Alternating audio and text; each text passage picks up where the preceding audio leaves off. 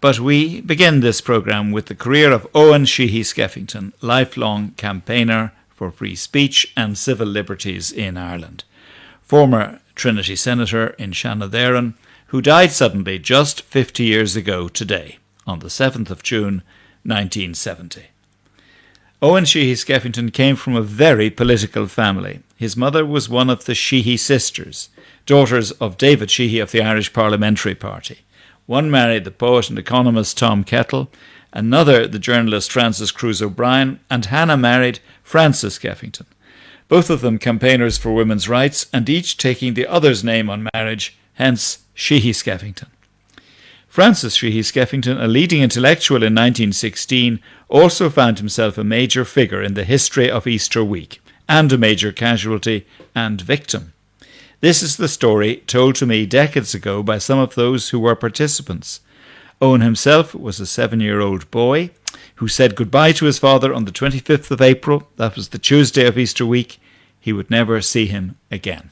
He had a terrible conflict of mind because he was emotionally and intellectually in sympathy with the aims of these men, and also, of course, he greatly respected their courage and knew them to be people who were wanting to sacrifice themselves rather than to kill, but he felt that they were going disastrously wrong in their methods. At the same time, he felt he couldn't sit at home and do nothing, and consequently, when he found that the press, in Britain in particular, were calling them a looting mob and so on, he felt one thing he might try to do in a small way would be to organize a civilian force to stop chaotic looting of shops and so on. Not that he cared whether people stole chocolates or not, but simply to show that the people of Dublin were capable of self-discipline. But he was arrested by a group of British soldiers led by Captain Bowman on Portobello Bridge. Just handing out the leaflets, that's all he was doing. Julia Hughes, a schoolgirl in 1916, when she witnessed the soldiers arrest Sheehy Skeffington. There was no talk, no nothing. They just simply took him off with them. They took him to the nearby Portobello Barracks. Irish soldier Monk Gibbon in British uniform was home on leave from the Great War. As a young officer, I went down to the guard room, asked for the keys, and visited him in his cell. I asked, was there anything I could do for him? And he said he would like his handkerchief, and he would like a message sent, if possible, to his wife. And I went back to orderly room, got the handkerchief, saw him again for a minute, and I should think less than half an hour later was standing in front of the barracks when we heard the shots which had killed him. Gibbon knew that what had just happened was, as he told me, plain murder. Nevertheless, I'm bound to say that Colthurst went out of the barracks on other raiding expeditions, I think, after that. I think also he took part in the raiding of Skeffington's house. Owen was aged 7 and never forgot the soldiers' raid on his house. Neither himself nor his mother knew then that Francis Sheehy Skeffington was dead. We were raided on the Friday, let's say 2 days after my father had been killed, and we found later that this was for the purpose of getting evidence against the man whom they had shot without trial. And the raiding party was headed by Colonel Allett and Captain Bowman Colthurst, who was the man responsible. I remember it because we were having tea in the back room in Grosvenor Place, and we heard what we thought were shots fired into the house. It was in fact a volley in the air, because simultaneously then they broke all the ground floor windows in the front of the house, and they poured into the house, and the rest of the party went upstairs and ransacked the whole house, burst open cupboards, and took all my father's journalistic files and his albums and press cuttings and diaries and manuscripts, and most of these we never got back again. And it must have been a very upsetting period for him. His future wife and biographer, Andre Sheehy Skeffington. But there was no real remnants of that bitterness, if there was any bitterness at all. His mother, you could feel, had great bitterness, but you couldn't really feel it in Owen. Well, I used to wonder about Owen. Dr. Noel Brown, psychiatrist and politician and contemporary of Owen, credited him with overcoming the trauma of the death of his father. As I said in a little piece about Owen, that his "forgive us our trespasses as we forgive them who trespass against us," the Our Father and so on, that on the liberal humanist who was an atheist, who did not believe in God. But in his whole life, it seemed to me, and particularly in relation to this factor, the killing of his father by the British, his capacity to forgive was what one would like to think was very Christian. Bowen Colthurst was court-martialled, declared of unsound mind, and emigrated to Canada after a year in prison. The British set up a royal commission which resulted in an offer of monetary compensation to Hannah Sheehy Skeffington, which she refused. He said, well, you'll need money to bring up your child and we'll give you so and so. Fortunately, she had a witness with her, and she said immediately, hardly listening to the figure, in fact, no. And she had to earn her living from then on, which must have been very tough. Owen had a succession of schooling experiences. And then when she went to America, she had made friends, of course, in America when she went over under a false passport with Owen after 1916, after she had got some kind of satisfaction. And there she had made friends, Irish-Americans. And they asked her to come along sometimes, and she gave lectures then. She went on lecture tours, and she must have got money out of that. I don't know if it was enormous. But she was working all her life, up to the very last month of her life. She was working, she was teaching. Owen's schooling looks very fragmented on the face of it. Yes. 7 schools, I think you mentioned. That's right, yes. Yes, well, she wanted him to go to a non-denominational school, and it wasn't very easy, of course, in those days. And he started in a little kindergarten school run by Quakers. And then when he went to America, of course, he had special schools there. First of all, he went to an ordinary school with boys who were sons of the friends who was putting her up. And then he was put into a very special school, which I describe, and which seems to have been very progressive, where he learned. There was no corporal punishment, for one thing, there at all. I mean, they were made responsible from the start, and they were treated nearly as adults and given rules of behavior and given a certain amount of freedom and organizing themselves in a way which didn't exist here at all. He had a lifelong concern, didn't he, with corporal punishment? Yes. Right through the Senate. And that. Yes. That was something it troubled him a lot. It did trouble him quite a lot. He thought it was a savage way of trying to educate children, and he was very strongly opposed to it. And unfortunately, the Catholic Church was in favor of it because I suppose not as a church, but because all the members of it used it in Catholic schools. He was a very, among other characteristics, a very stubborn man. His lifelong friend, his younger cousin, Conor Cruise O'Brien. If you saw him play cricket, you would have a sort of, in some ways, a better understanding of his character.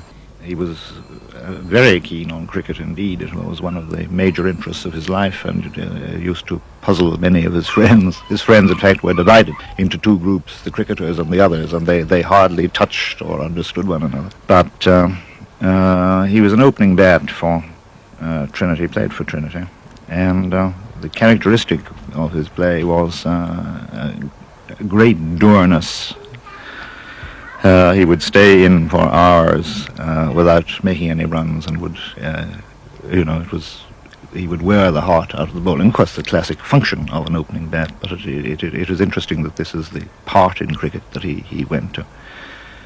He used also to pride himself on his slow bowling. He had a very elaborate googly. But I don't think this was really quite as effective in the field as he would have liked it to be. He took pleasure in it. In Trinity he studied French, and indeed it was through the study of French that he met his wife, André. He came to our family for a summer in 1928. His mother had written to my mother, could she take him for the summer. That is a friendship that dated back to 1904. Then she wrote to my mother saying that her son was studying in university, was just started, to learn French, and would like to brush up his French, and would she have room to take him for the summer? So that's how it went. Love at first sight, was it?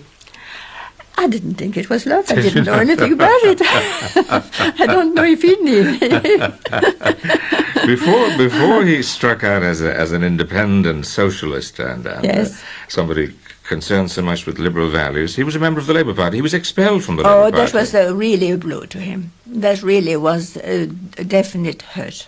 It was quite impossible for Owen to he was gradually excluded from active politics. Friend and sometime colleague in the Labour Party, Noel Brown. There was a tremendous sense of, you could only call it hysteria at that time, against any thinking other than what you might call the party line of right-wing orthodoxy, which was prevalent in the country. And for that reason, Owen was considered the main enemy, because he insisted on refusing to conform to the views which he didn't hold and couldn't hold, these very conservative views which he didn't and couldn't hold, repressive views which he didn't and couldn't hold.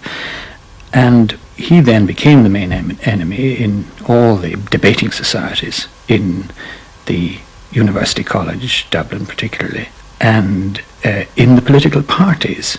I tried to put all the facts in the book, and it's rather difficult to follow because I wanted to have all the facts right. And it's very hard to know, really. It was a trumped-up charge, obviously. If you read the details that I gave, it was obviously made up. And why? I don't know. Was it because he was becoming too prominent? Was he because... But you know what struck me? It is, as you say, it is very complicated. But what struck me was that, I mean, he's not a party man anyway. Owen wasn't a party man. No, he wasn't. He was destined to strike out on his own. Maybe he was, but he was hoping, you see, that the Labour Party, at the beginning of the emergency, would be able to give him an outlet for what he wanted to do for the people. He wasn't going to go into the war, he wasn't going to join the army, he wasn't going to do any of those things, but he wanted to do something for the people. That was one of his main motives all the time, to do something for the people. And therefore he thought, well, I'll join the Labour Party. He had joined it as a student and had dropped out, and he joined it, and I joined it with him. And he was getting on fairly well, though he found from the very beginning, and rereading in the reports, I can see that it was already starting at the beginning, that they were trying to push him out. He had a complex political career. Essentially, he was an independent spirit, but guided by and deeply influenced by the central political values of his father, which he summarised for me in this interview.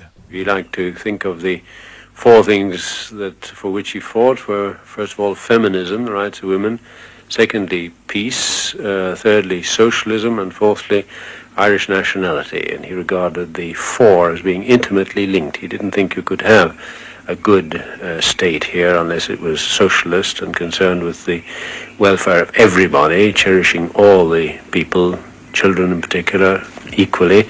He didn't think you could have socialism unless you had peace, and he didn't think that you would really achieve peace unless you gave women a far bigger say in things. And he regarded feminism, each of these, as being a step towards the other three. His paper, The Irish Citizen, which was a weekly, and the files of which are in the National Library, is full of vigour and militant thought, if you like, though of course he was a pacifist. He didn't believe in acquiescing in evil. He believed in protesting against it to the height of his vigor, but not by violent means, and he thought one should not agree to kill one's fellow man. He thought this was about the worst thing that could happen. He said somewhere that he too was opposed to partition, but he thought that if it required bloodshed to stop it, this was too high a price to pay. What were the influences on his own life which brought him to these attitudes? Well, it was partly, I think, his mother, who was very patriotic, County Down woman, very strongly Irish. His father also. His father, incidentally, taught him entirely up to university standard. My father never went to school. And then his own personal admiration for Michael Davitt. Michael Davitt was his boyhood hero. I think his association with the Sheehy family, my mother was a Sheehy, led him also very strongly on nationalist paths and certainly into feminism, strong support for feminism. Did he genuinely believe that these four ideals were attainable? Oh, I think so, yes. He wasn't, in a sense, a wild optimist, but he believed in progress. He believed that mankind moved forwards, and he believed that things constantly were within the power of mankind to improve, and consequently he thought that each of these ideals not only could be fought for in a passive resistance kind of way, but could be achieved. I think in some cases, of course, he has been proved right. Feminism has made big steps forward here. At any rate, the symbol of it, the votes for women and women in the Parliament, have been achieved here. And we will conclude our archival feature on Owen Sheehy Skeffington in next Sunday's programme. His campaigns as a senator, his campaigning style. He didn't want to be a martyr with a lost cause. He wanted results. And he did want to win. He wanted to win his own game. His impact on Irish life, the verdict of Sean O'Fuelon, with comments from Noel Brown and Conor Cruise O'Brien. We turn next to the life and career of Owen Sheehy Skeffington, Trinity academic and independent senator in Shannon from 1954 until his death in 1970. He won his seat in the Trinity constituency in every election from 1954 except that of 1961. Last week we heard of the boyhood and education of Owen Sheehy Skeffington, of the influence on his life, of the execution without trial of his father during 1916, and on his emergence as an academic and as a public figure espousing left and liberal causes. Skeffington died just 50 years ago, and this morning we conclude our exploration of his career as reflected in the RTE Sound Archive. The living conditions at that time around Pier Street and around Mountjoy Square and all that, I've seen them. I was investigating it. And they were awful. I mean, 1912 would have been more the date of the kind of thing we saw. His wife, Andre Sheehy Skeffington, and his biographer, incidentally, who worked alongside him, she was with him when he was in the Labour Party and campaigner on many of his causes. He was blacklisted by some in authority as someone whose views should not be heard. Student societies in some universities were informed that he was not to be invited to university debating societies. At that time, I don't know if you know it, but there was a blacklist of people who weren't permitted to talk to university students. Noel Brown. Now, I would hasten to say that he continually fought on the basic issue of the right to free speech. And I asked him in the late 1960s, shortly before he died, how in his opinion Ireland then rated on freedom of speech. But on the whole, I would say our record is really very good. An Irish audience is a tolerant one, and this is part due to a certain strength, a feeling that we can listen to this kind of stuff, if they don't agree with it, without being driven to climb the wall or break the furniture. On the whole, our record is fairly good. I do remember, and I've said this, I think, to you before, how in the old suffrage days, the unfortunate preachers of votes for women got a bit of a battering, weren't listened to very patiently by Irish party audiences. But on balance, I think our record isn't bad. In the early 30s, there was a time of doubt when crowds weren't very tolerant and so on. This is true. There was a worked-up agitation in those days. It called itself anti-communist. I don't think it was very well informed, but I do remember Peadar O'Donnell very bravely standing up on the flange of a lamppost in College Green and bottles being thrown at him and a ring of police around him, and he was in a most dangerous position, and there was a crowd of a couple of thousand. He had to be taken into protective custody. In those days, they thought he was going to preach communism, and there were shouts of things like, "Go back to Moscow with your social justice," which the undertone of humor wasn't evident to all of them. But this is true. In the 1930s, the record wasn't too good. At that time, Mr. De Valera's government was very good. Their effort then was to ensure that, as far as possible, people should be free to speak. But there was a strong section that was trying to shout down ideas with which they didn't agree. And of course, our censorship, which has been increasingly improved, is the symbol of the feeling that if only you can stop things you don't agree with being said, somehow they disappear. He used his seat in Shannon to raise issues which others would not, and he was a thorn in the side of the establishment. He'd been a senator during governments led by John A. Costello, Eamon de Valera, Sean Lemass and Jack Lynch. When in his early years in the Senate, Owen had quite a difficult passage. His cousin and friend, Conor Cruise O'Brien. People at that time affected to take him for a communist, which of course he never was at any time. He sweated that out in his dour and dogged style, which wasn't his only style, but it was one of his styles. I think it did tell on him. I think it may have told on his health, because it's even for a man like Owen to be as much on his own as he was in the Senate at that time as a hard and punishing thing. But of course he lived all that down. The expression of his kind of views became rather less difficult in Ireland after Pope John, though it never was entirely easy, and he lived to, in his last years, to find himself regarded with, I think, both respect and affection, generally, inside the Senate as well as outside. One of his causes was to attempt to have banned from Irish education any resort to corporal punishment. My belief is that there is a strong criticism of the prevalence of corporal punishment in our schools, arising very largely, in my opinion, from overcrowded conditions, which would drive any of us perhaps to use it.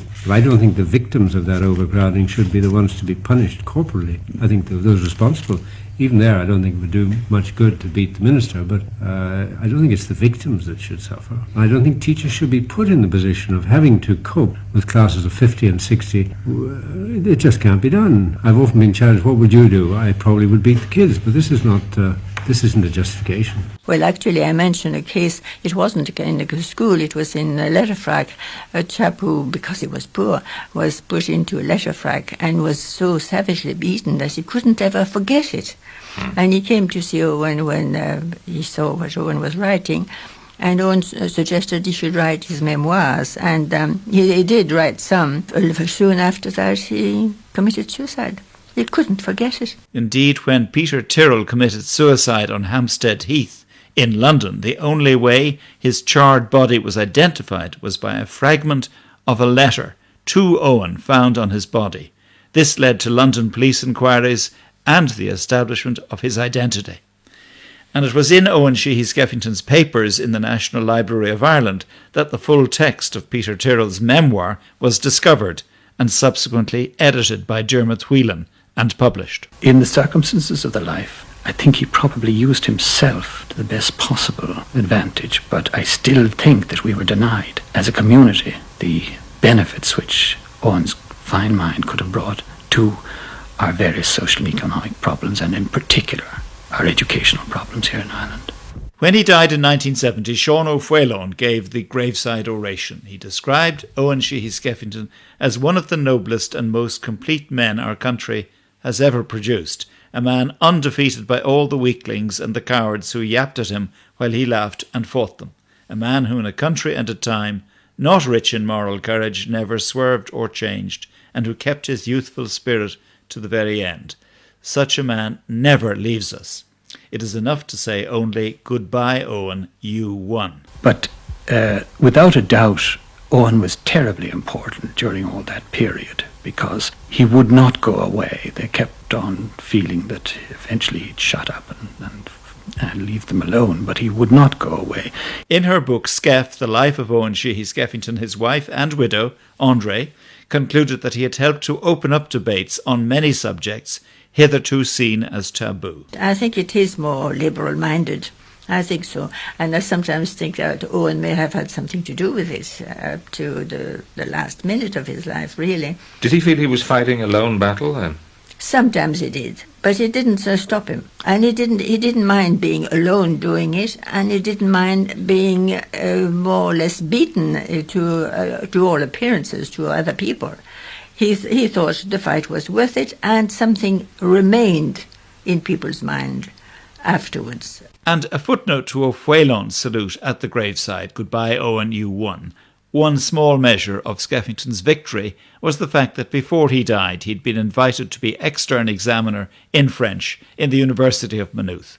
But just 50 years ago, in June 1970, he died. He would have loved to be there. Just to put his foot in Maynooth College would have been delightful for him. We can leave the last word to a man who shared something with him. Owen was a boy of 7 when his father died. His younger cousin, Conor Cruz O'Brien, was 10 when his father died. In some ways, Owen was a father figure to Conor Cruz O'Brien. And in the obituary programme half a century ago, Dr. O'Brien had this to say about O'Whalon's farewell. "Goodbye, Owen, you won." That would have pleased Owen more than anything, and I was extremely pleased with that. It was an extremely happy touch there. As the words were just right. Owen, I think some people mistakenly thought of Owen as somebody who asserted unpopular ideas because he wanted some form of martyrdom. This was very far from being the case. Owen was a games player, and he did want to win. He wanted to win his own game, not someone else's, and according to strict rules which he laid down for himself. But on these terms, he did win. He wanted to get a message across. He didn't want political power. He did want moral and intellectual influence, and he wanted to have it among his own people. And that is what he did. He was content with the progress and development of his life. He was, I think, an unusually happy man, more fulfilled in his life than most people are. A great deal. Very happy, of course, in his relation to his wife and family.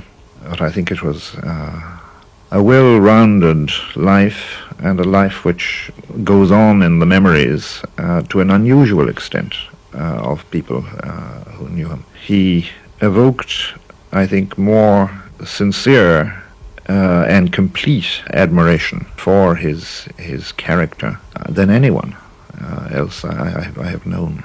Conor Cruz O'Brien's summary there of Owen Sheehy Skeffington's career from the archives. He died on June the 7th, 1970, just 50 years ago.